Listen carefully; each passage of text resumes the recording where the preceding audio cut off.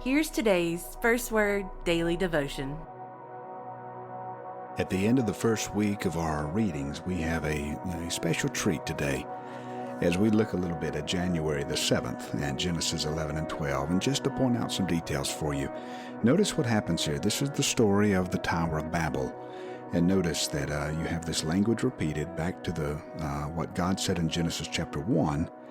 The same kind of language is repeated by humanity. Come, let us make. And then we have in verse 4, come, let us build. And then look at what happens in verse 5. They are wanting to build this tower to the top of heavens, and the Lord comes down. And then look at verse 7. Here the Lord speaks, come, let us go down. And then we get into the lineage of Abraham. And the Bible is quick to point out that Abraham is a descendant of one of the sons of Noah. Abraham is a direct descendant of Shem.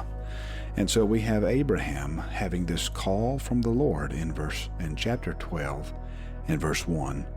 The Lord said to Abram, go from your country and your kindred and your father's house to the land that I will show you.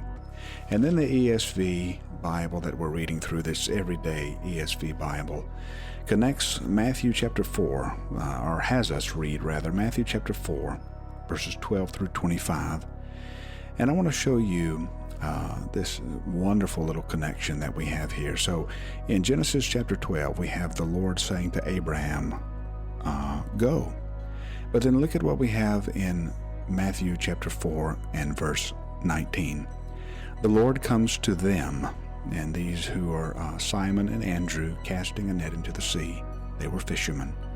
And he said to them, follow me, and I will make you fishers of men.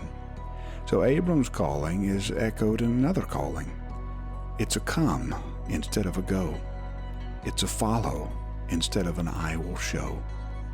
And then again, just to see how the Word of God unfolds before us, see how everything's connected here, this beautiful prayer that we have in Psalm chapter 7.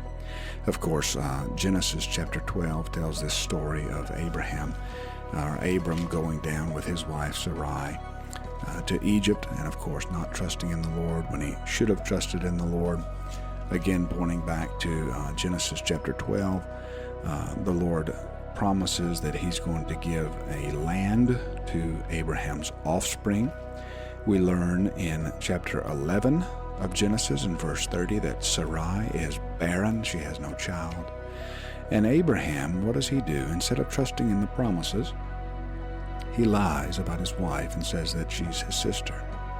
Then we have this prayer to confront all of our inclinations where we don't want to follow where the Lord leads us. Psalm chapter 7 comes and reminds us that, O Lord my God, in you do I take refuge. And then Proverbs 3, 5 through 8 ends our reading on January the 7th with this reminder to trust in the Lord with all your heart. Do not lean in your own understanding. In all your ways acknowledge him, and he will make straight your paths. Be not wise in your own eyes. Fear the Lord, turn away from evil. It will be healing to your flesh and refreshment to your bones.